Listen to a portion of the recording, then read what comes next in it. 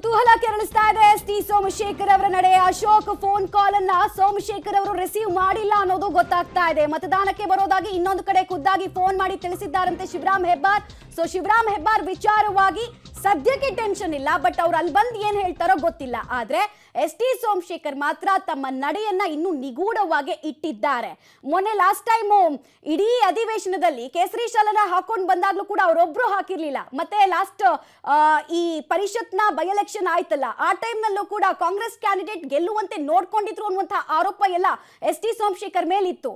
T Somashekar ಅವರು ನಿನ್ನೆ ಕೂಡ ಹೇಳ್ತಾ ಇದ್ರು, ನನ್ನ ಕ್ಷೇತ್ರಕ್ಕೆ ಅನುದಾನ ಯಾರು ಕೊಡ್ತಾರೋ ನನ್ನ ಮತ ಅವ್ರಿಗೆ ಹೋಗುತ್ತೆ, ಸಹಜ ಅಲ್ವಾ ಅದು ಅನ್ನುವಂತಹ ವಿಚಾರಗಳನ್ನೆಲ್ಲ ಹೇಳ್ತಾ ಇದ್ರು.